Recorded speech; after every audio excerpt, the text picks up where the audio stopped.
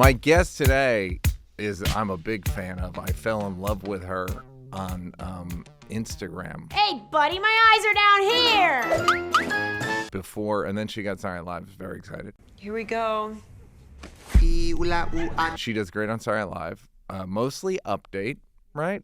Yes. But that's good. That's some people don't do well anywhere. Somewhere to go. Look, we all need. You need Jost to fuck with. Yeah. Anything could happen. I could have a nip slip right now. Sarah, you're buttoned up to your neck. You don't know where my nipples are. Well, okay, I feel like I know where most people's nipples are. Huh? Do you? This just in. Local pervert Colin Jost claims he's seen most people's nipples. And she's got an HBO special that's great. And I watched it twice because I got scared because I thought I hadn't watched it. I had watched it, but whatever. And her name's Sarah Sherman, and she's a.k.a. Sarah Squirm. And the HBO special is called Live and in the Flesh. It's great.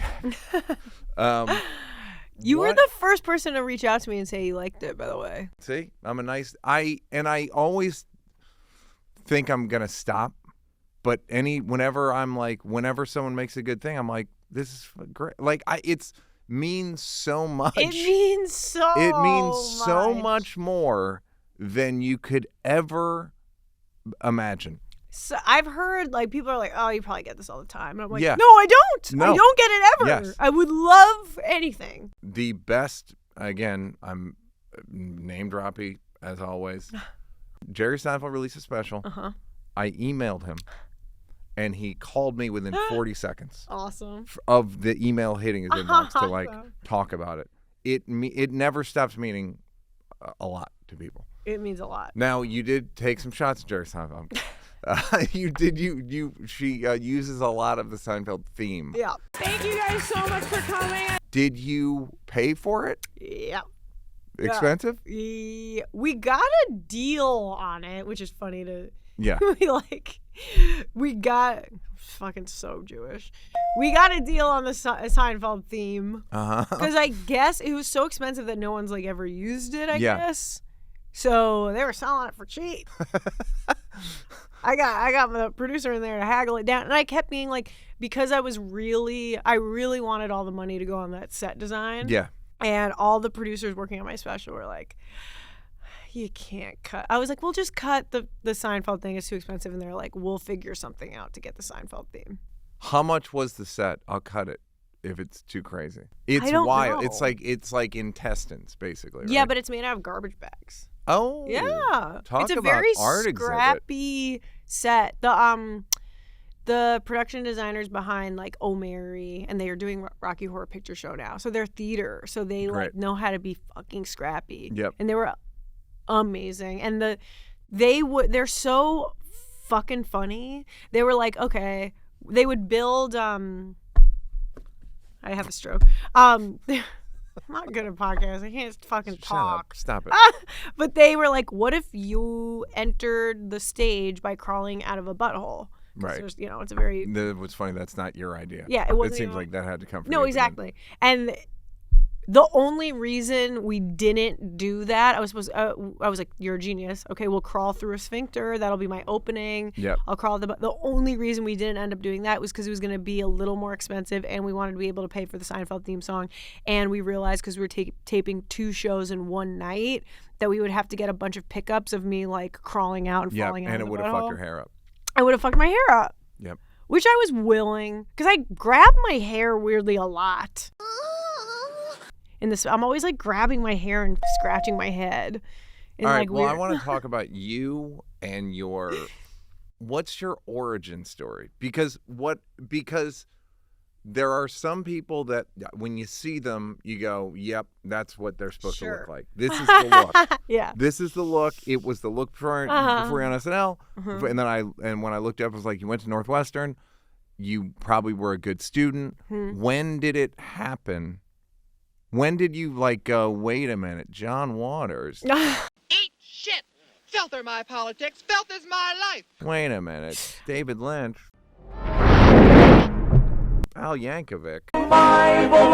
What? my God. I've been like this since I'm a kid. So, like... Some of the same items, I would think. Yes, ma'am. Someone once said, a comedian whose name I won't name, but we probably both know him, was like, you're going to hit 30 and this whole thing's not going to age well. Well, guess what? I'm 30-fucking-3, bro. Fucking... And you were right. Who let that cat drag in or whatever? I looked you up I was like, what do you look like at Northwestern? This. It's this, maybe slightly different, like less. Yeah, maybe But- less. Yeah, 'Cause like I less just didn't- eyeshadow yeah. and gloss, but like same basic idea. Same basic idea. When did it hit you? Well, I always wanted to be a comedian. Right. I grew up watching Seinfeld constantly. I grew up watching a lot of The Nanny and Golden Girls, which I think is why I look like this. Yep. You know whose mom created the Golden Girls? Sam Harris, the intellectual meditation guy. So my mom is Susan Harris, and she created a bunch of shows, but the one that was most seen and impactful was Golden Girls. For some reason, I was like, Sam Harris, Columbine guy. No. No. Close, though, no? Really close. Really close. So you watch a lot of Golden Girls. I just like always wanted to be a comedian. And so Yep. then like I did my first open mic when I was like 17 at the On Long Island. Hog Pit NYC. I took the LIRR with my friend Ethan Mermelstein because it was like at the Hog Pit, you didn't have to be 21 to get in because it was a barbecue restaurant. And In the West Village? Yeah. Yes. Do you remember it? They had an Yeah, open mic sure. there. And I wore a bow tie.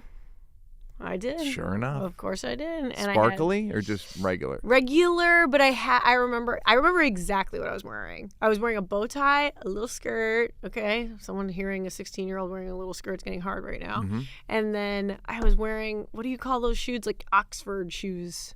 Okay. Like preppy shoes? Like black and white, like Elvis shoes. Like spats or something. Like loafers? Like lace up like spats.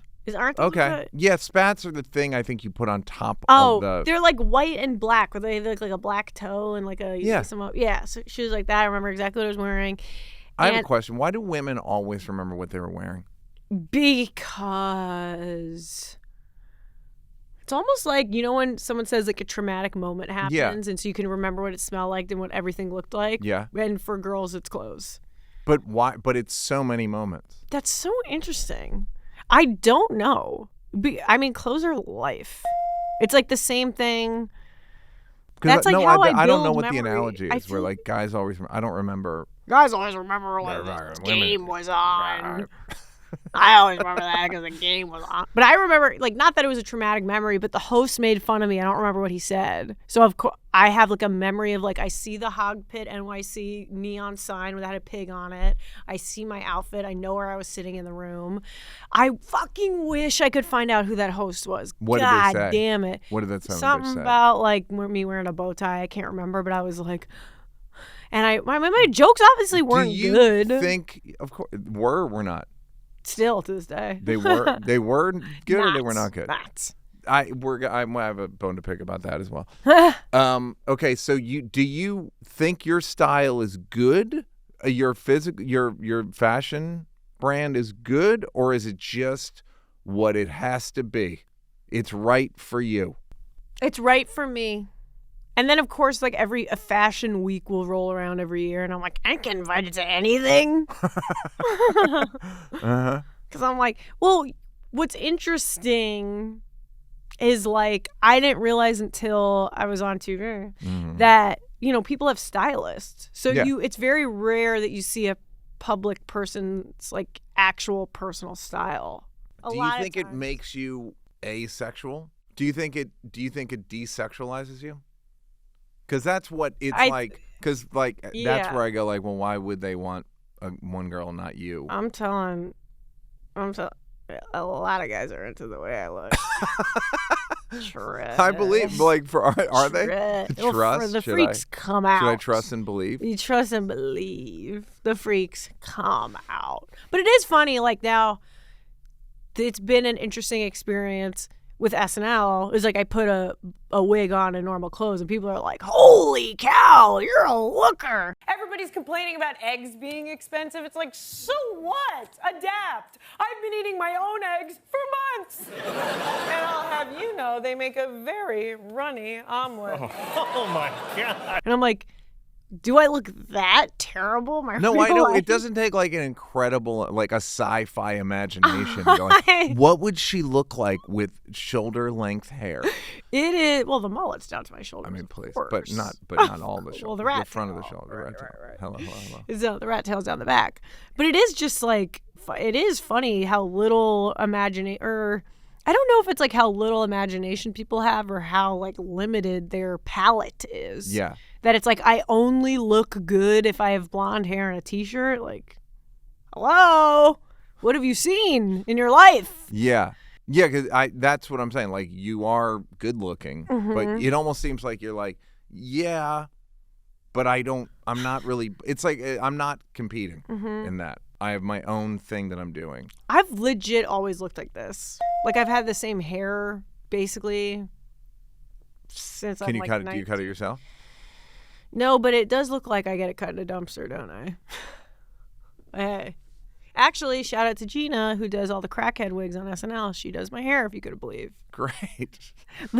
Jody, the lead wig and hair designer on SNL, was when I rolled through, she was like, I know exactly who should be cutting your hair. It's the same girl who does like wigs for female bald freaks and all the sketches, or like if there's like a mullet or like a mohawk, that's what she's assigned to that wig. Done. All right. So you get, all right. So it just occurred, like, this is just your shit. Like, like certain people, like you're 10, 11, and you just are watching certain movies and you're like, this is it. And do you fight it, or are you just like, no, this is unassailable?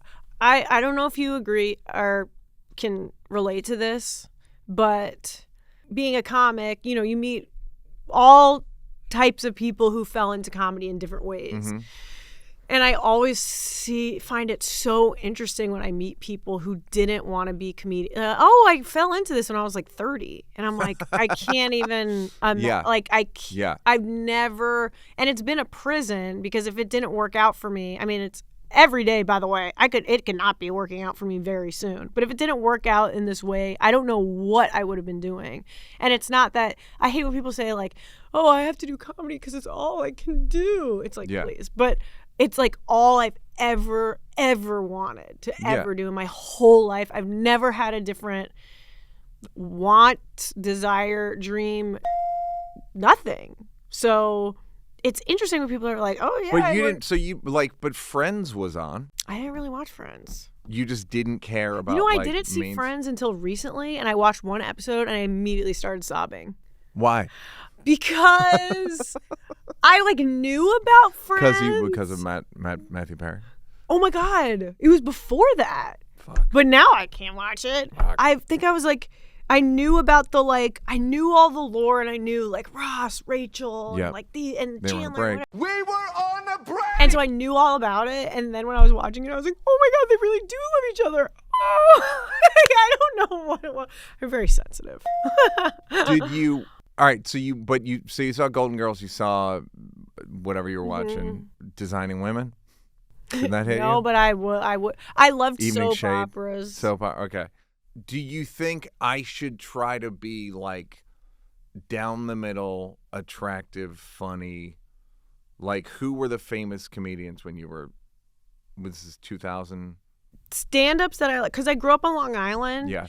And I remember the Sunday Times newspaper on my dad was reading it at breakfast, and there was an article about the Creek in the Cave, and it was like Louis C.K. drops in at Creek in the Cave, this new hip spot for, and so I was like, what? Louis going to this little play, whatever. So like, I went there to like see comedy. Like I was just addicted to comedy, and so like 2006.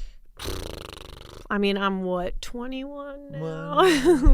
I wonder when that article. I just have such a clear memory of this like Because that's how I found out. I mean, it's like, thank God I grew up on Long Island because I could just go do that. Or like, I remember I found Todd Barry from like YouTube and I was addicted to Todd Barry.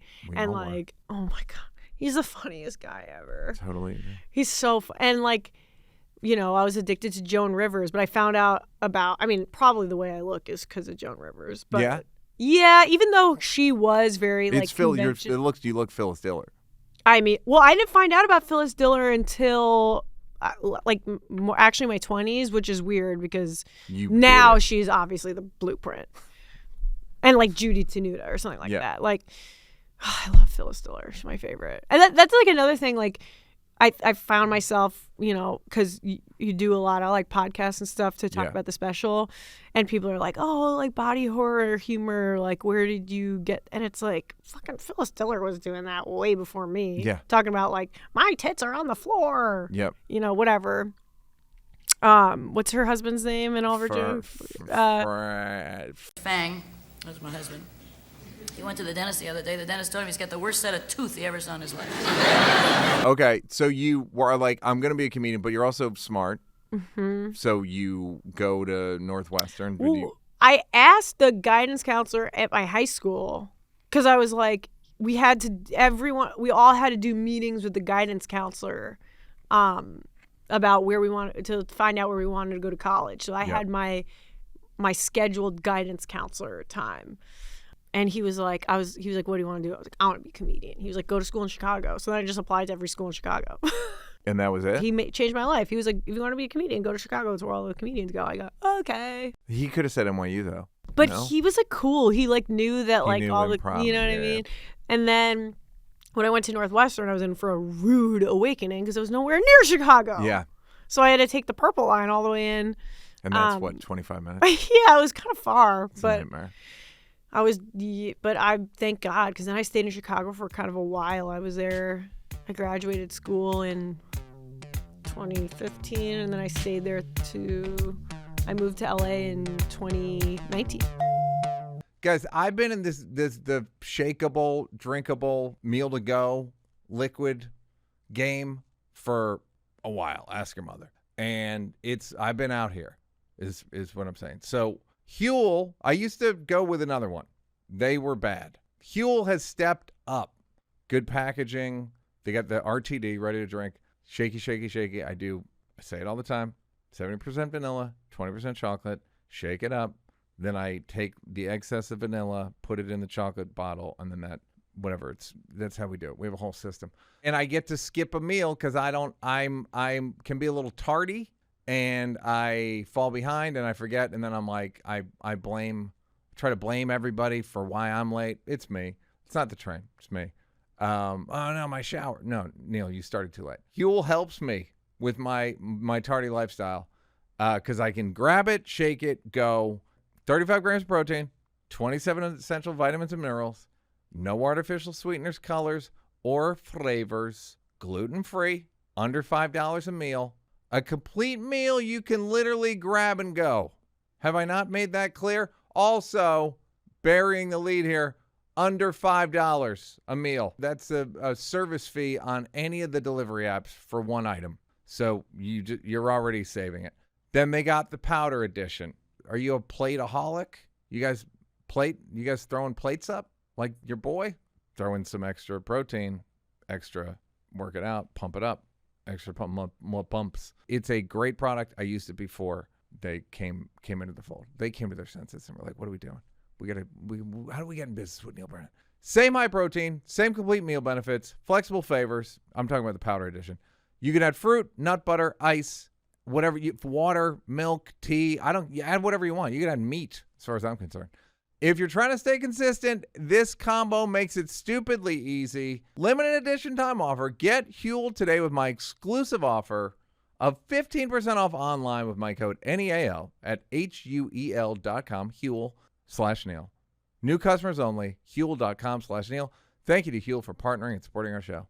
And fill out their survey, would you? Guys, they sent me a Harry's. They sent me the razor. I didn't know what it was. It was heavy. I was like, what is this? And then I open it up, and it's like a substantial, good, high-quality razor, not no plastic BS. It's everything's better now. My car parks itself, headphones cancel noises, but the razors were still plastic and you could break them with 2 fingers. No, not with Harry. It's got an advanced pivoting system to reach every corner of your face, refined blade tech for a close, smoother shave, and a weighted metal handle. This is Harry's heaviest handle ever. For added control and comfort, feels like an expensive shave, but it isn't. Refills are still cheaper than the other guys.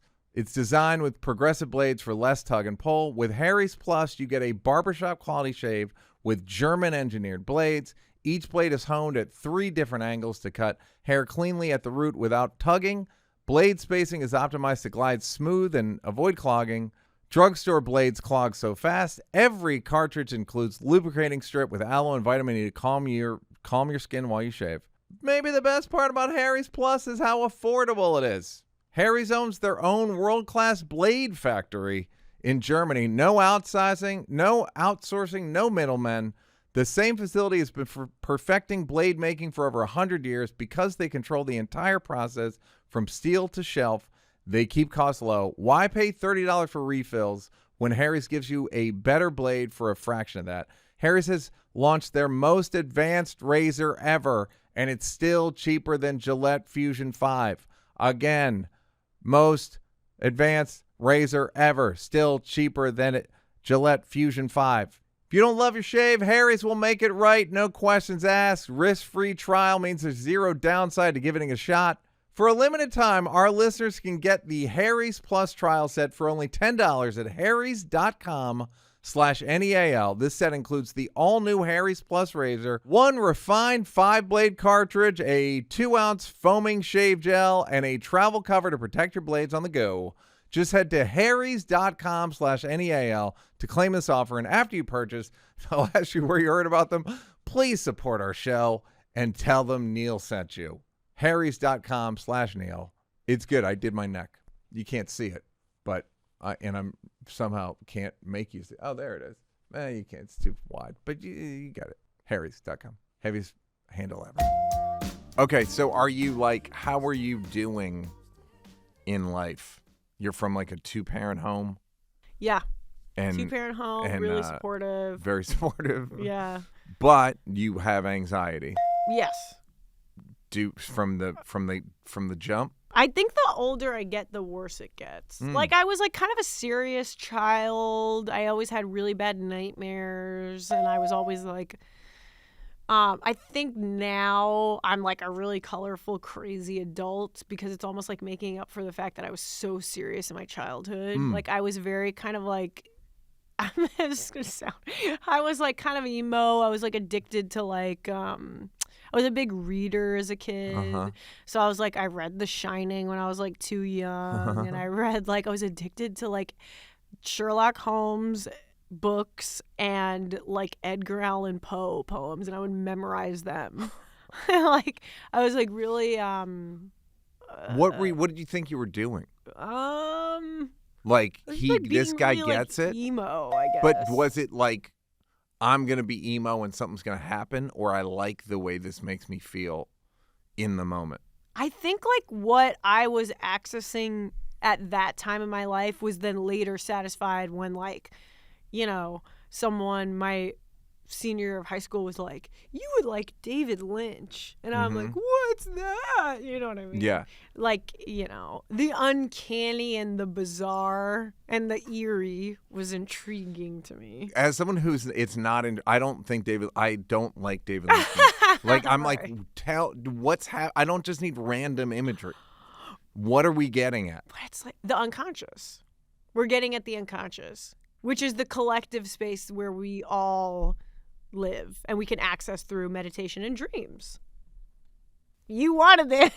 No. I guess it's like it's too kind of wacky for like, right. The unconscious to me is like is more ethereal and less like spooky. Like, but do you pay attention to your dreams?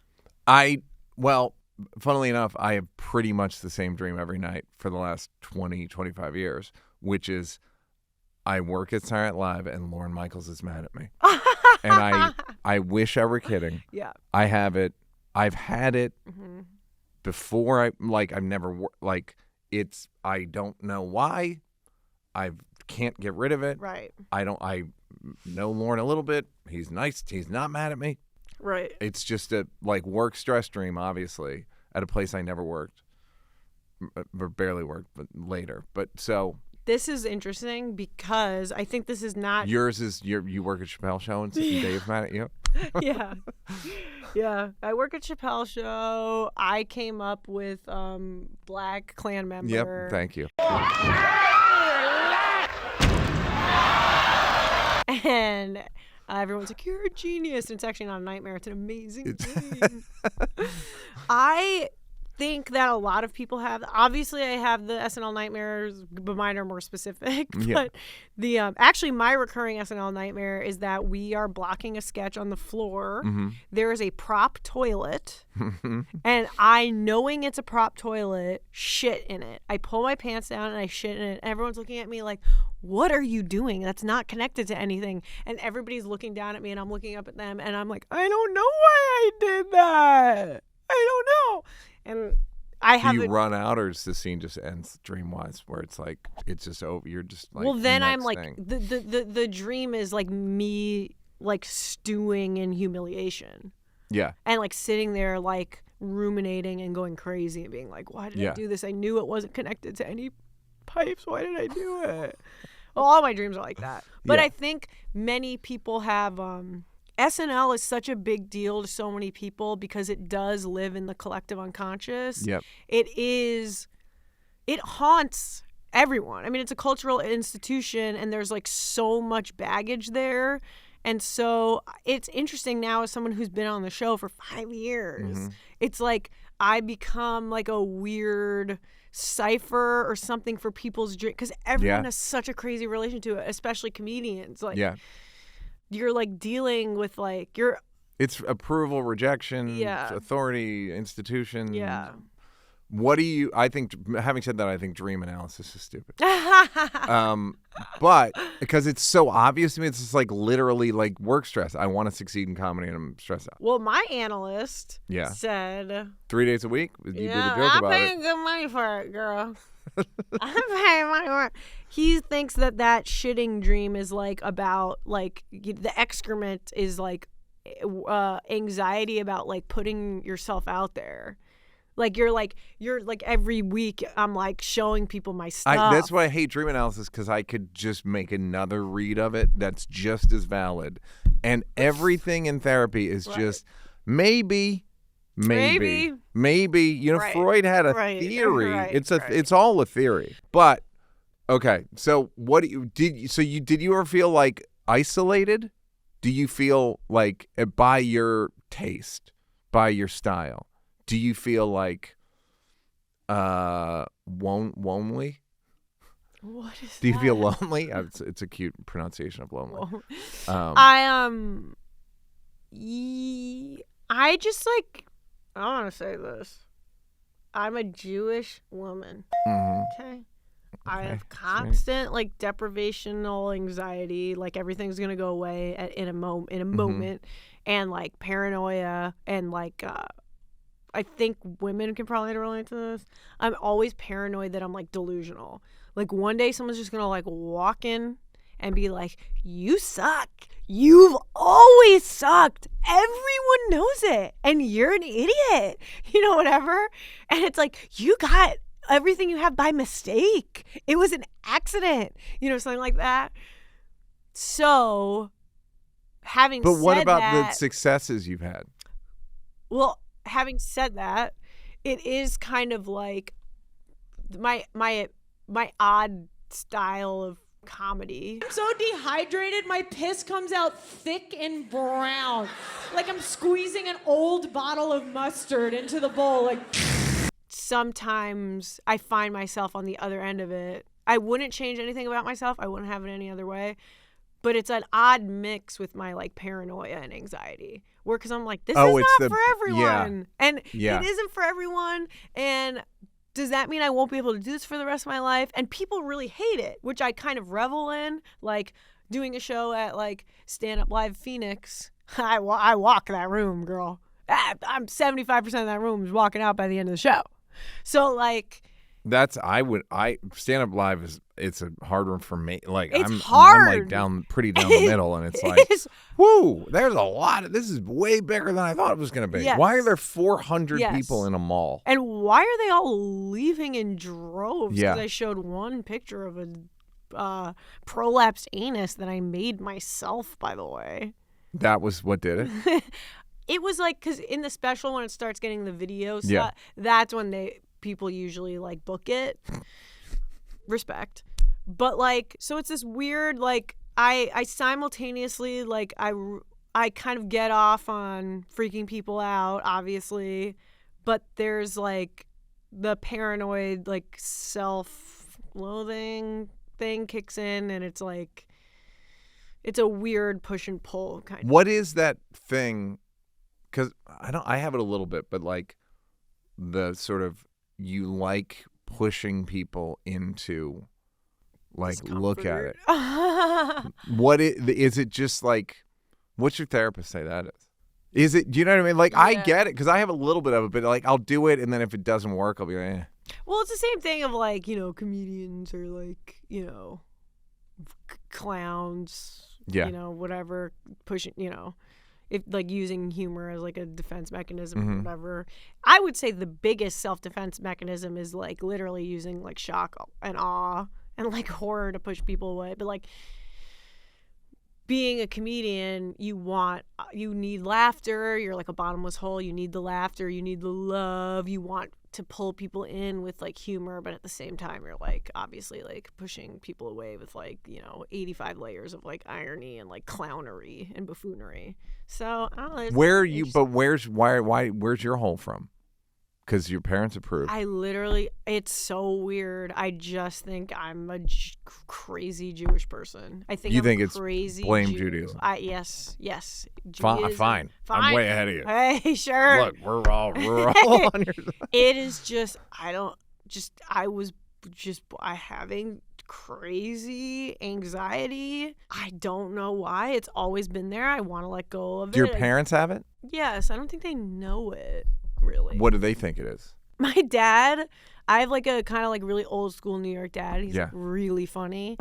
And I was dealing with like some anxiety stuff when I was like a teenager, and he's like a tough guy, and he's like, bro, like fucking, if you need to fucking talk about something because you're all like twisted up in there, like I fucking get, like I know what it's like to be twisted up in there. Like you just sometimes need people to untwist it. And I was like, that was just the perfect way to put it. Because I thought he would be very like anti-therapy because he's like a tough guy. But he just put it really well. I was all twisted up in there. I just needed someone to untwist it a little bit. What did they untwist it? It's a process. Great. I can't wait to hear about it. This podcast is sponsored by Squarespace. So, Neal, do you use it? I do use it. I had somebody else managing it for me, but I decided, you know what, Neal? They came on as a sponsor. Go on there. Get after it yourself. And I've done that pretty significantly. Is it amazing yet? No, but I'm definitely working on it. I've updated some stuff, updated some logos, There was no link for Crazy Good on there, which is my most recent Netflix special. It was an oversight. And then you click that, and it'll take you to Netflix, and there's a trailer and whatever. So that's good for you, Neal. What else did I put on there? I worked on the layout a little bit, different photos. It's better. It's not done yet. It's not done yet, mostly because I don't have much to offer right now. Once I go on tour, I'll have to set up the tour thing. But here's the stuff that they have that. You used to have to do it on 40 different websites. Now you can get mailing list. People can sign up for your mailing list. You can do merch. You can do video. You can do charity, SEO stuff. There's just so much more stuff on Squarespace that you can use. I have a bunch of shirts that I still need to sell. I'm going to throw those up there. It used to be hard to find. You used to have like different sites or like whatever, like a tree or whatever. You can put it all on one site, one address. your name or the name of your whatever you want your name to be. They also sell domain names, which was a different website you used to have to use. It's all on Squarespace now, kitten. Get after it. Go to Squarespace. Build a website. The thing you've always been like in the back of your head, maybe try. It's so simple. It's another one of these things that I feel like the way I feel about editing video on my phone, considering I used to edit on, first thing I edited was on film. So reel to reel. So it's exciting. I feel this way about Squarespace, where it's like the stuff you can do in one place with basically a click of a button is incredible. Here's what you got to do. You ready? Head to squarespace.com/NEAL to save 10% off your first purchase of a website or domain using code NEAL. Pretty good. Head to squarespace.com/NEAL for a free trial. And when you're ready to launch, use offer code NEAL to save 10% off your first purchase of a website or domain. That's squarespace.com/NEAL. Do it. Try it. It's fun. Just go on there. It's at the very least it'll be interesting, and you might catch the bug. See you on there, kiddo.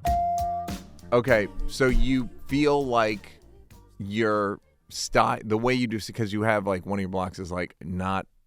You put kind of bad at stand-up. And what I'm saying is the style, it'd be like saying Chris Fleming's not good at stand-up. I have a theory that there are snacks at Trader Joe's that only women can see. Do you know what I mean? Like, it's just because it's not like the normal way to do it.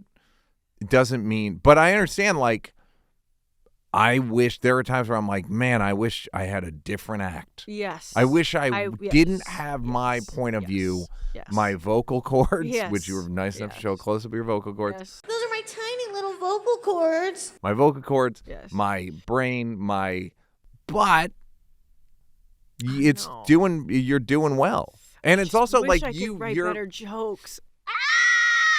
What? But would you want to write the same kind of jokes? That's special. That's all I have. You know what I'm saying? I cut out 20 minutes, so there's 20 minutes on the chopping block. That's basically all I have. And so I'm starting from ground zero, and I'm going like, what the fuck? Yeah. And that there's this thing like, clip culture and like the speed of the internet. Stand-ups are putting out specials like once a year, and I'm like, I am not meant for this life. Yeah. I was born in the wrong fucking time. And I like remember, all these like Norm interviews he talks about, like people are like, why don't you put out a special? And he's like, fuck, because what am I going to fucking do at the nightclub? Yeah. And I never related to anything more. I'm not fast. Like, do you know Jeff Asmus? He's the funniest guy ever. Yeah, he he's can so funny. write new 10 minutes a day. Yeah. I cannot do that. Yeah. I'm never not going to be who I am. I just wish I was a little better at writing jokes. Like, I wish it came out easier. I wish it wasn't such a fucking whole thing. Like, I've been doing stand-up for like 10 fucking years, and I have like barely an hour. Yeah. I mean, it was I mean, that's just what I'm on my 6th hour. It's crazy. I know. And it's like, it's very slow. And I'm like, I'm on shows with people that are on their first hour, their second hour, and I'm imagining them being like, this fucking can't. I'm like, guys, I don't know what to tell you. Like, it's by the time I get there, it'll be great, but it's going to be sad before I get there. Right. I don't know. It's like, it's just going to be sad, and we all have to just accept it. And by we all, I mean, I have to accept it. You have to accept it. It's going to be sad. I think about Rodney all the time, too, where it's like, how many fucking jokes? Oh. How many jokes? In his lifetime, 1 million? Well, you've heard stories about Rodney where he'd call Saget or he'd call Norm and he'd be like, hey, Bob, is this funny? And it's like 1 a.m. and he's just like running jokes all the time because his jokes are 18 seconds long and he needs 100. He needs so many of them to do an hour. And then the ones that don't work, and nightmare. But that's to quote Jerry Seinfeld, nobody ever had too much material. Nobody ever. It's just never had. Nobody's ever had too much. It's impossible. So that's like the awfulness of it. But the good news is, in terms of clips, or in terms of like generating new material, you are on a show where you have people that can help. I think that's yes. And I think that's what's interesting also. Like, I have a lot of my coworkers, I find myself, I'm like fucking writing a lot at SNL. It all gets cut. Nobody sees it. So it's like, yeah, I guess I don't have that much like material. In my head, I don't have as much material as I'd like, but I guess it's like I have so much material that's in a fucking incinerator. I have so many sketches that never will see the light of day. And it's like, my coworkers like Cam, Marcello, Tommy Brennan, they all like go to the Comedy Cellar at like midnight after a long day of work to like just get jokes off. Yeah. And I just wish I had the wherewithal. Are you just so tired? Yeah. I'm exhausted, but I'm like, damn, they're fucking hustling. But that's like, yeah, that's healthy because it's like after a long day of getting all your shit cut, it probably feels like good to have something not cut. Yeah, like it's a good reminder that like, oh, I'm funny. Yeah. I used to do that all like when I was before, where I'd pitch stuff and people would be like, no, get it before Chappelle's show, whatever. I don't know when I would do it, but I'd go and be like, no, I think I can do it. Yes. Okay, so just the thing you're doing, you have an audience. Right.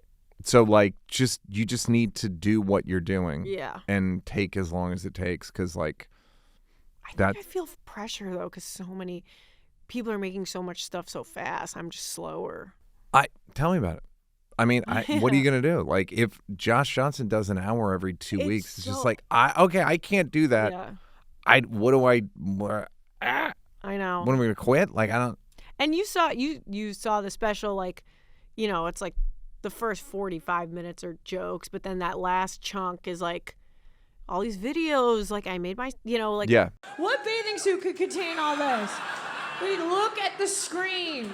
Look at the screen, sir. And it's so dense. Yeah. And it's so fast. Like I'm not like, there's videos in that thing that I made like 5 years ago. I made like a little hangnail with wax by hand or whatever, and that probably took like a good full day, and I blow by it in like 10 seconds.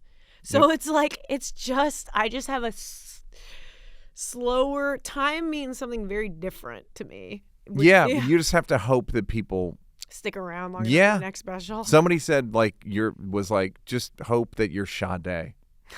Like it's like Sade released records every like 7 years. Right. But they were just like, I love Sade. Right. I mean, Destinyk was just like 5 years. Yeah. Guys, wait. Norm took his time, and then he died. Okay. What do you think? Do you think I think you're very successful at Saturday Night Live. Do you think that do you want to be more successful? Do you feel like your style doesn't fit? I haven't figured out really how to do, I mean, this sounds like it's the whole show, but like I want to be better at doing fucking live sketches. Different than Update. Yeah. Like Update is really, it's fun. Hi, Colin. Good evening, Colin. Josie, baby. You're fun. By the way, like I saw you saying that people get mad at you for breaking, but like you're the updates I've seen, you're really fun because you're like out of control and in control. You're like wild, but like don't cut when you're like don't cut to jokes. It's fucking hilarious. And like I'm sure they were like, hey, man, that's funny. You know what I mean? The especially with the updates, like those come together so last minute. It's like a weird the show has so many different pieces where it's like the pre-taped sketch is like they're like a whole different producing unit. Weekend Update, it's its own little show like inside the show. And the way those bits come together is like kind of more last minute in the sense that you're not like blocking it until the day of the show. Yeah. And so they're looser and wilder because they don't come together until last minute. And then, so it's like, you know, Colin hasn't seen me in a monkey suit until like a couple hours before the show. You like my body, Colin? So it's loose. Yeah. It's just a little looser. And so it's fun. It's like more playful in that way. So I think that's why I'm like kind of laughing.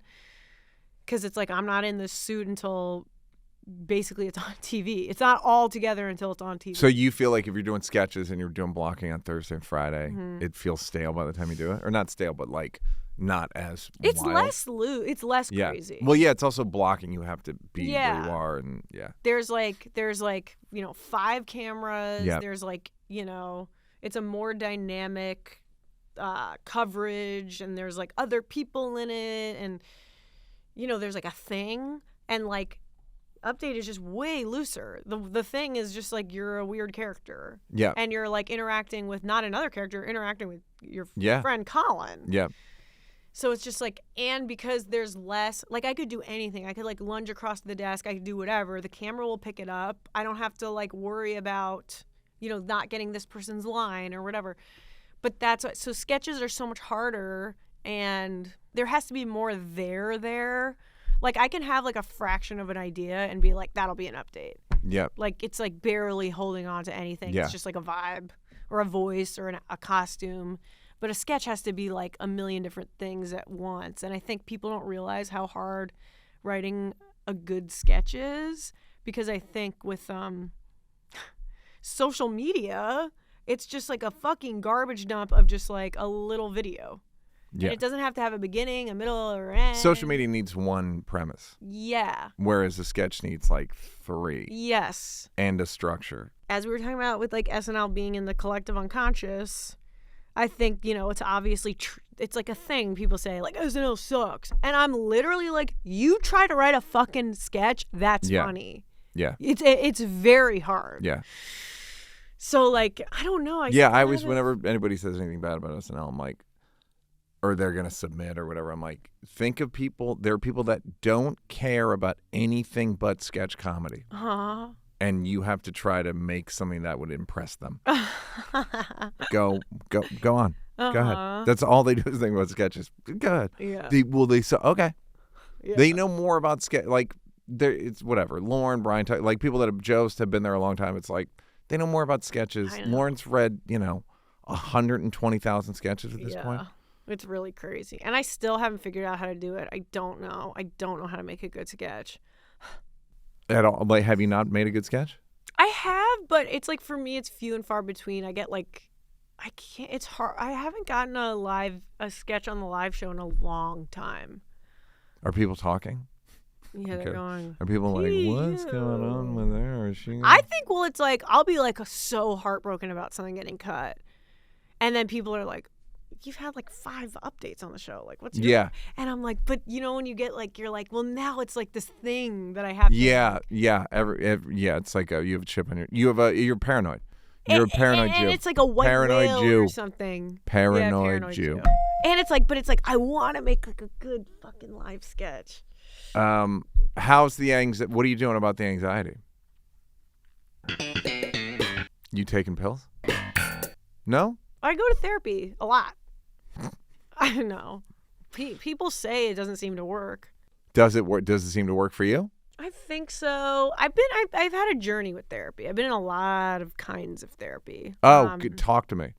What kind? I started with like cognitive behavioral, which I really didn't like. How come? I mean, some of the stuff is like you learn the hacks, like, oh, if you're having a panic attack, dunk your face in ice cold water, or like, fucking whatever, this shit. Yep. I don't like necessarily like compassionate therapy, like your feelings are valid. Like, I even say this line in the special, like, my feelings aren't valid, I'm crazy. And at the end of every session, he's like, your feelings are valid. I'm like, no, they're not. I'm fucking crazy! Do you think that there is too much of a push for validating everybody's feelings? Yes. I do too. We'll be, I think, yes. Yeah. But I like that my therapist tells me I'm like wrong and crazy. Yeah. What type of therapy is that? I'm in analysis. Well. Yeah. Well. Yeah. And I used to be in like hardcore Jungian dream analysis. So like, and that was like. Did you read Jung's book? Well, the Red Book. No. When he went Nobody's schizophrenic. read the Red Book. Like his dream. He had like a biography that's like pretty awesome. Yeah, I like Jung. I like James Hillman. I like the dream stuff. Jung was like a warlock. Like as a kid, he was like had vision. Like he was kind of out of it. He was But great. his whole thing is kind of like the visions and the imagination and the dream stuff. It's like that gets beaten out of us. Yeah. Through school, society, whatever. So I'm into that. But I was in hardcore dream analysis, and that wasn't doing me any favors. So now I'm in a combination like Jungian, Lacanian kind of thing. How do you find them? Fellow crazy people. Do you just? Is it like, fuck it, I'll try it? Well, I was complaining. I'm kind of like that with supplements, where I'll just go on Reddit. Are you like oh? And I'll just go like, oh, I'll take that. Right. Somebody was like, hey, are you into peptides yet? And I was like, not yet. But like, I can tell you that way. I can tell you the way. That's where we're headed. Wait, do you do like meditation or anything like that? Yes, I do meditation every day. I do. I'm not currently in therapy, but like I've done everything. Did you do TM? Yeah, I got the. You got I your paid mantra? $1,100 for a fake word, and I liked it. I stopped doing it literally for the reason that I need it, which is I like the second I start I do Joe meditating. Dispenza right now. So What is that? just some goofy chiropractor. Oh no. Yeah, it's pretty goofy. Oh no. Yeah. I went to one. It's meditation, but it's like it's very funny. What is it? It's just positive visualization. Oh. Okay. Yeah, but so you do you try one, become like this isn't working, then move? I'm very sensitive, so I was like, anytime it gets real. Like I had a therapist that I was like, it was I forgot what his style. It's not confrontational. It's not instigational. It's called like. What's a synonym for confrontational or instigational? Antagonistic. It was called antagonistic. An antagonistic approach. Oh, We were kind of I would love that. You got to give me his number. You would have a field day. He would like fuck with you to be like. Are you supposed to blurt stuff out? Kind of, and like he backs you into a corner, so you're like having to like fucking like fight for your life basically. And I'm too sensitive for that. So then I was complaining about this therapist. Can you give me a snapshot of an exchange between you two?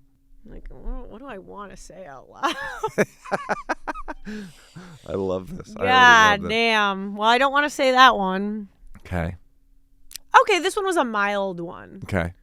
I was on the phone. I was doing phone therapy in a car. I was visiting my friend's family's beach house in Martha's Vineyard. And I'm like, I'm on vacation. And he's like, how long are you on vacation for? I said, 2 days. He goes, that's not a fucking vacation. Whatever. So it's like, and then like, you have to be like, And then he's like, why aren't you on fucking vacation? And I'm like, I don't want to take time out of my, and what's so busy about your schedule? And you just like, so what is it down. supposed to do? It's supposed to break you're you. Supposed to set boundaries? Well, that's the thing. I didn't like it, so I stopped going. It doesn't sound like good therapy. But it's like aggressive, and it's like I actually think therapists should clap back as they say. I think most of them should be in jail. Well, that's based a whole on other issue. It's literally malpractice. What is going on with some people I know? The amount of misinformation they're being fed. I'm like, your therapist said you should do fucking what? Yeah. They should be in jail. Yeah. Well, they're not supposed to say that you should do anything. Right. But if they're intelligent, they should. Right. But the problem is, again, it's the issue of like every feeling is valid, and I also think there's a thing in the last 10 years of like feelings now are like messages from God. And they can be. And you can have feelings that are real. But, like, why I didn't like cognitive behavioral therapy was, like, I think it's okay to have a bad feeling and just notice that it's bad. Yeah. And then reflect on why you are having that reaction. Right. And do nothing about it? You could do something about it, but I felt myself, like, in cognitive behavioral therapy being like, this person makes me feel like this. And it's like, well, that's not okay. And, like, maybe you should be cutting that person out of your life. And I'm like, well, shouldn't we think about maybe I'm fucking bringing something to the fucking table? That's crazy. Like. Would you'd push for that? You'd be like, or could it be me? Yeah. And would you be right? I don't know. Well, was it helpful? I didn't find it to be helpful. You did. I didn't. You didn't find saying maybe it's you to be helpful? There was like a lot of like self-soothing and self-care stuff, which is, as someone who's never taken a vacation, I do think there's obviously validity in that, but there was so much self-care and self-soothing and not a lot of like, well, should we talk about how you're a crazy fucking bitch? Right. You know? Guys, the time for spring cleaning has come, and to be honest, I'm kind of excited this year. I'm trying to get rid of everything, pretty much. I got a bunch of couches I'm trying to get rid of that I shouldn't have bought. My new plan is rent everything, if I can, across the board. Unfortunately, you can't rent deodorant, but I am going to get rid of my old deodorant. I'm not going to say I just started using Mando whole body deodorant, because you know I've been using it for, 2 years now? I used it before they sponsored, then during it, then they stopped. Now they're back. I never stopped. And they sell it at Target. And you know I mentioned that I was proud when I saw it there. Here's what I like about it. It smells good. Mount Fuji. You know I like it. It doesn't leave like streaks on my clothes, which I also like. I can put it everywhere. I don't really utilize that as much as I could, but I go beyond the pits. And it lasts a long time. I've told you about the time that I didn't have it for 3 days and I didn't stink, which is about all you can do. Mando deodorant product options are solid deodorant stick. That's what I use. Formulated and powered by mandelic acid to stop odor before it starts. Spray deodorant, never dealt with it. Aluminum free and ideal for hard to reach places. All products are baking soda free and paraben free. I know it's important to you. Clinically proven to control odor better than a shower with soap alone. Some men mask their BO with scents. Mando men get the job done right. Don't mask it, Mando it. Available in retailers near you, or head to shopmando.com, because for a limited time, new customers get 20% off site-wide with our exclusive code using code NEAL at shopmando.com. That's 20% off shop-wide. Stock up, big boy, big guy, big bro, my guy. Stock up. Now's the time. 20% off. You buy for the rest of the year. You stock up. Shopmando.com. You're looking at a happy customer. Not a big drinker, guys. Little every once in a while, but not big. Sometimes I gotta, when I do commercials, I'll go out with the client. 1 or 2 drinks for me makes a difference. I don't feel good in the morning, and I got my watch who tells me I'm not doing. I didn't sleep good. You got the dehydration. It has depressant effects, which I don't need. I'm talking about alcohol. It's just not. It's not good. It's very popular alcohol, and people love it, and it's a social lubricant, they call it. Cheers Restore is a dual-action after-alcohol aid. Its ingredients support both your brain and your liver after consuming alcohol. Cheers was originally invented by a student at Princeton based on research into a novel compound called DHM. DHM demonstrated powerful alcohol-related properties in the brain and liver, so Cheers was designed for how alcohol actually affects your body, not just dehydration. Don't take my word for it, guys. Cheers has appeared on Shark Tank, and today Cheers is sold in over 30,000 stores, including Walgreens, CVS, 7-Eleven, and Circle K. Never heard of them. They've sold over 50 million doses, 7,500 4- and 5-star reviews on Amazon, and Cheers is backed by doctors, PhDs, and over 1,000 verified clinicians who share it with their patients. Cheers' promise is simple. You'll feel about 50% better the next day or your money back. Basically, 2 drinks feels like 1 the morning after. All you do is take 3 capsules after your last drink or before bed.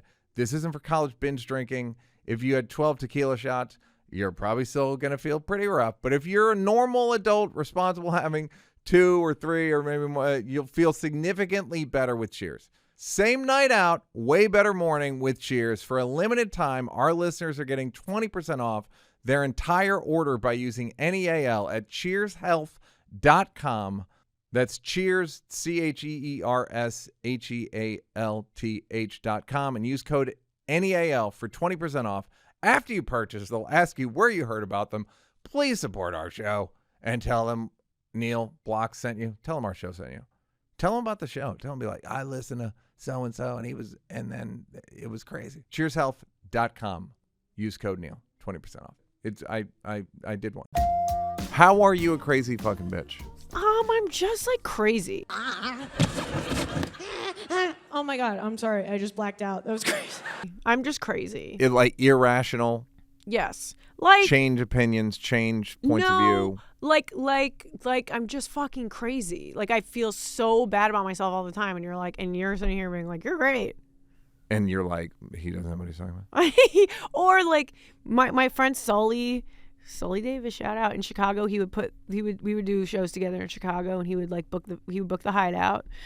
And I'm so crazy that I always have the same thing of before a show, like nobody's gonna come. Yeah. Nobody's coming to the show. I actually have had to take a break from touring because I literally can't handle that feeling right now. I'm like too broken down.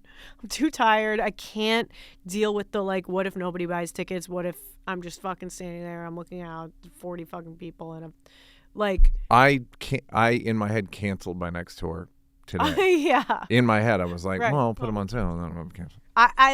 I did the Wilbur in Boston a little too early. Couldn't fill out the fucking whatever. I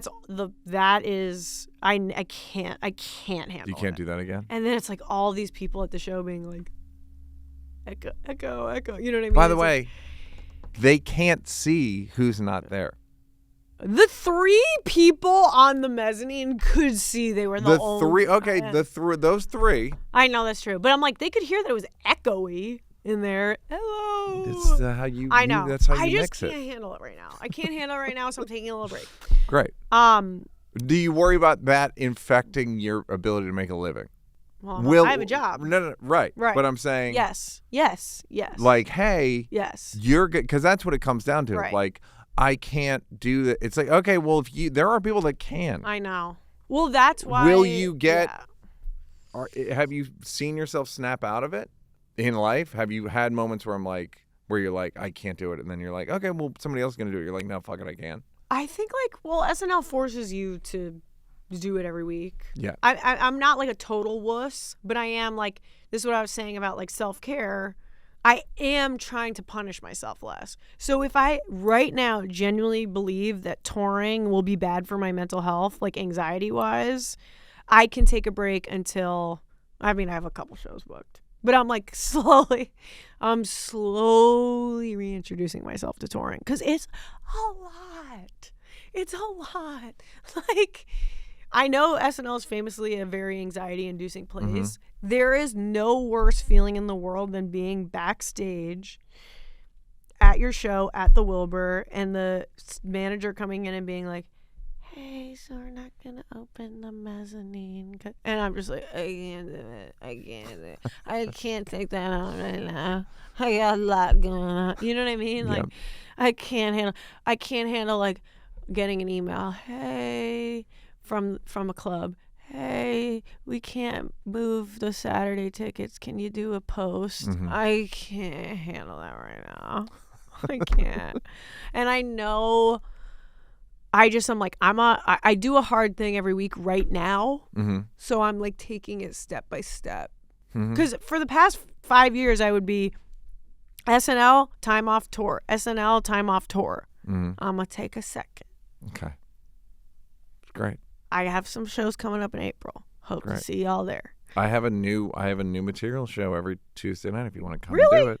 Up the street. Can I do it? Anytime you want. I'll give you my number. You can do it. Come and do 4 minutes. Okay. I think I can handle 4 minutes. Honestly, just come and do because that's when I'm fucking bombing. Yeah.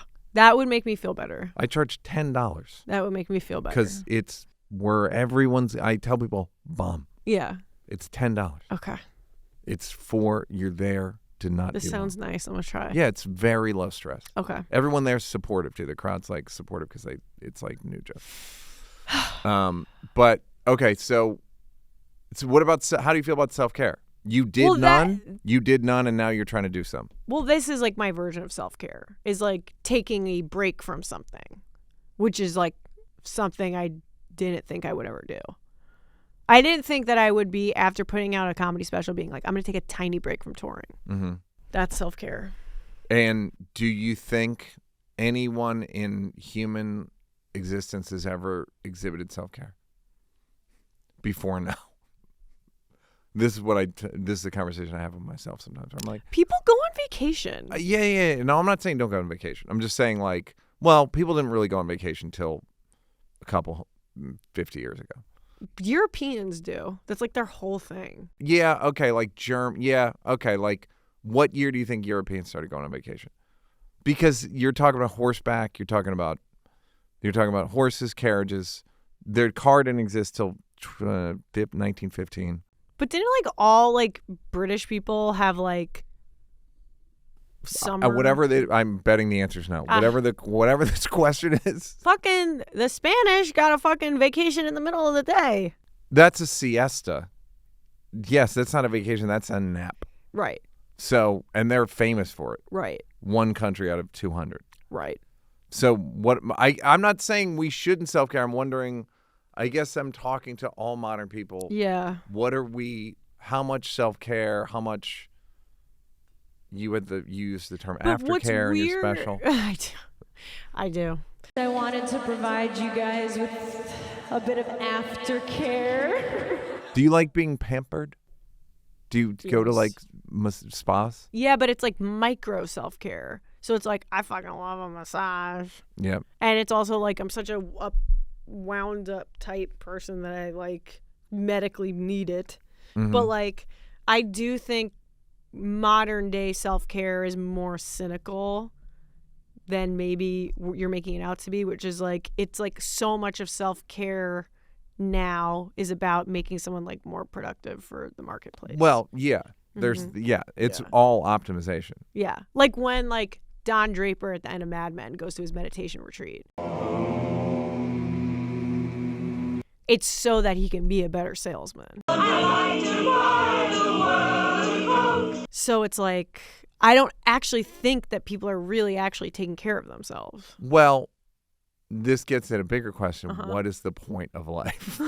Well, I'm like, what are we supposed to be doing? Have a fun. Yeah? Do you believe that? I'm not saying it like, I'm saying like, yeah, I think sometimes I agree with you. Mm-hmm.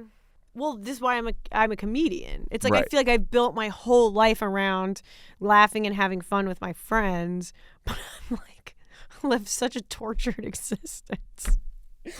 Oh, that's what I was going to tell you. My friend Sully, this is proof that I'm crazy. Yes. My friend Sully books shows in Chicago. He books the best shows in Chicago. He's amazing. Sully books shows under Local Universe. Go see all of his shows in Chicago. I did a show with him at the Hideout. I said, Sully, no one's here. No one's coming to the show. And he's in the green room with me being like, we sold out. It's great. What are you talking about? And I'm like, go. I went out there. There's no one in the room. No one came. I'm so crazy. I was so crazy and so paranoid that I convinced this person whose job is to professionally put on live shows in Chicago, I convinced him that our eyes and ears were deceiving us and that a full room of people, of ticket holders, was empty. You could not see them. I guess it's like dysmorphia. Dysmorphia. Yeah. Or but you like could only... you not see them? I don't know. I think I like saw there was like empty chairs and I could only see the empty chairs. Do you get that on stage? I can only see and I'll call it out. I think I say it in the special. Are we holding a seat for Elijah or something? Yeah. What do you want for yourself? I think that my anxiety and psychotic behavior makes me difficult to deal with to the people closest to me, and I would like them to have a less bad time being around me. What if it hurt the material, Sarah? I don't care about that. That's okay. It would if the show was worse? If you were more pleasant, but the show was worse. Well, it's so interesting because you're coming to me at a point in my life where I'm like at 0. Right. I'm like blank there slate. is no show. There is no show. I've got like fucking 20 bad minutes kicking around vaguely. Mm-hmm. I don't like any of it. I don't care about it. Mm-hmm. If you were to tell, like, there is no show, I want to start over from. I mean, that's what's kind of nice, starting over. It's like I can just start with nothing. You don't have to be this in it. You could change. You could get it. Put a nice wig on. I did have a fantasy that I would do a Sarah Normal set, an hour in a blonde wig and a t-shirt, And I'd be like, dating is kind of weird. What's funny about you is when you make fun of regular stand-up, I feel bad as a regular stand-up, but I'm also like, well, it's because I wish I could do regular stand-up. no, I know. It's like I don't feel actually bad because Right. I'm like I can't do shit about my intestines. Well, those jokes where I'm making fun of regular stand-up are like genuine attempts at me like kind of trying to do it. But it's like, I love going up at the cellar. My life would be better if I could figure out how to do it. I've heard Essie speak highly of Yes. Well, she looks out for her girl. Yeah. She likes what nobody wants me to change what I'm doing. Yeah. And people are always like confused. Like if I bomb, I'm genuinely like fucking bummed. Yeah. And people are like, but you try to bomb. You're like doing a weird thing. And I'm like, no comedian wants to be like, my work is alienating. I revel in freaking people out. But what I genuinely try to do is freak people out and draw them back in. So it's like, you will love me against all odds. You know what I mean? So, but when I genuinely push people away too much, it's like, no, I'm trying to pull them back. I have failed if I have not pulled them back. You opened for Sandler, right? Uh-huh. How were those shows? Well, it's funny because I've bombed a lot opening for him because those rooms are very hard for me. They're not rooms. They're arenas. They're arenas. Yeah. It's hard. He's a rock star. Yeah. So, and people are there to see Sandler. Yeah. But what's, so I've done, I'm not saying I always bomb. I've done well. I've also bombed. Yeah. It's just hard to get used to those rooms. I need one show to be like, okay, now I remember how to do this crazy fucking arena, whatever. But like my material can be like, bizarre and gross or whatever.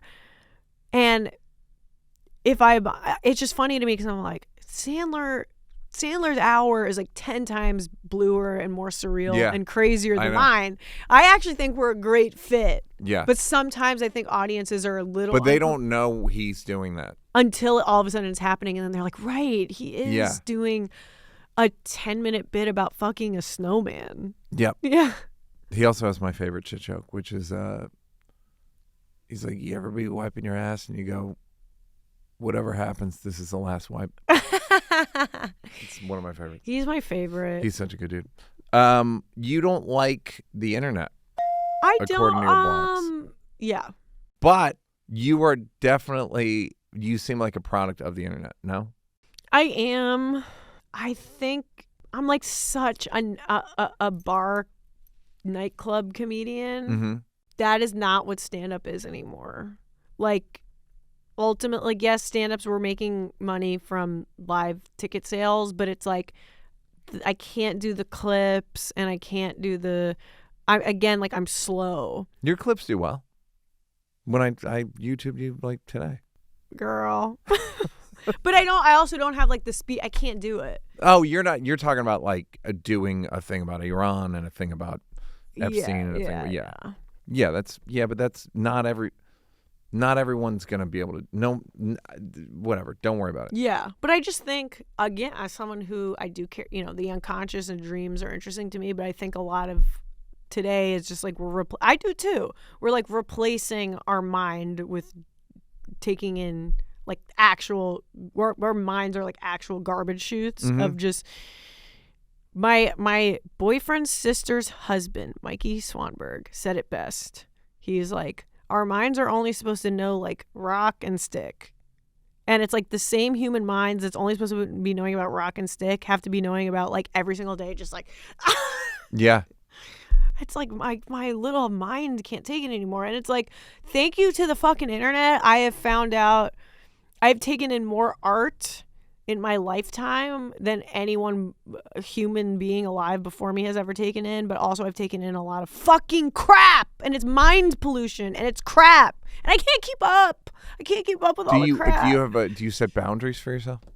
Yeah, I like try not to look at anything.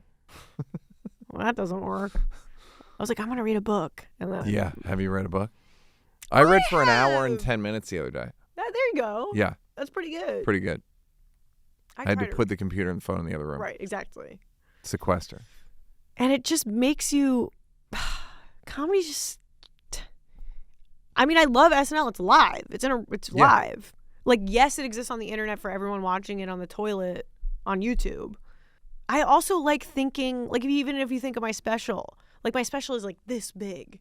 And now all of a sudden everything has to be like this big. Mm-hmm. And I'm like, but that's not how I see this big, but it has to be this big. Yeah. I can't be doing that shit. Like it was funny having to clip down my stand-up special like this because I'm like, but it's actually like that. Yeah. I'm like moving around. There's a cool set piece over there. There's a cool, I feel like you don't get the whole thing. Everybody's taking in things. Well, like would they come see you? When I go on tour. If you ever go yeah. on tour again. Do you bring all that shit on the road? Do you bring videos? Yeah. Got it. I got to make all new videos though. Girl. It's a lot. Give yourself a long. What was the longest break you ever took? I took a year. I put Really? a special out 2 years ago and took a year off, basically. Really? Yeah. Did that feel amazing? You were doing self-care. Girl. Yeah, but like now, then I came back here and it's taken me like 7 months to get decent again. Yeah.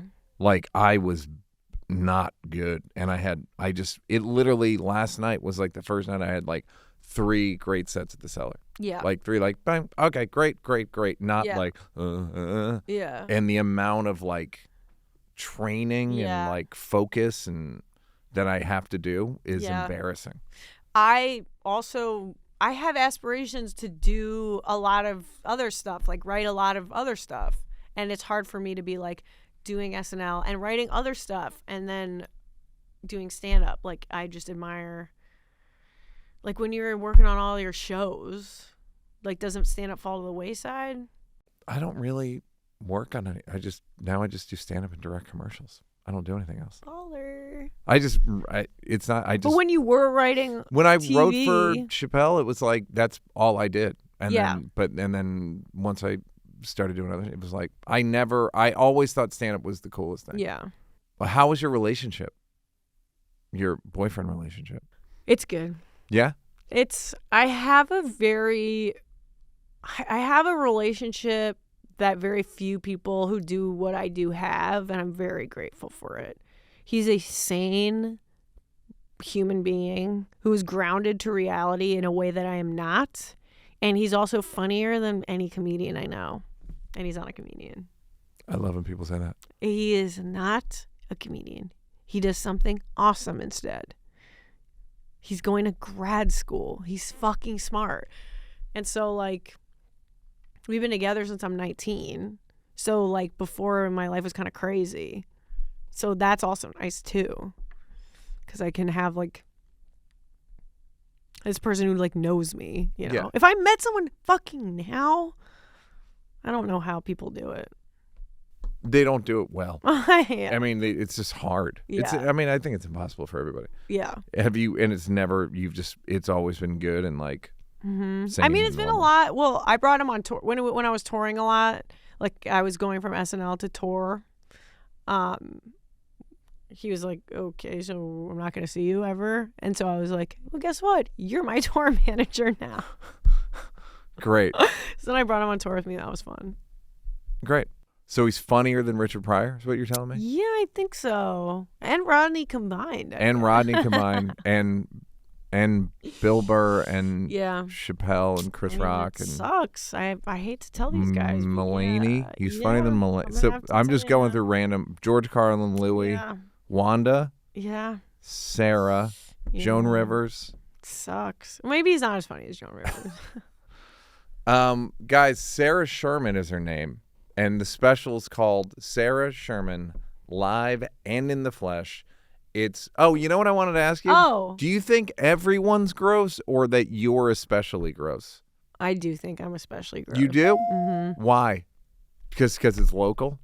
Yeah, I can smell it. Yeah.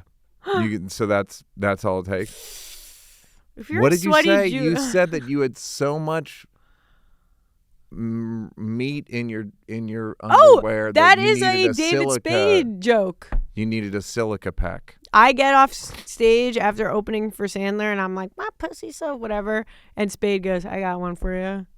I got there's so much old meat in my underwear. I got to keep a silica packet in there to keep it going from David going bad. Spade. And then, hey, he's in the special thanks at the end. Fuck. Yeah. Spade, you did it again. Yep. Thank you, Spade. Spade, he will not do the podcast. Doesn't Why? want to talk about his emotional life. Oh, well. But Sarah Sherman did, and we just closed the episode live and in the flesh. Sarah Sherman, and look for 2027 on the road. Look for the Saturday Night Live. Watch her clips. They work in 9x16 as well as 16x9. She's good. She's funny, and she's alive.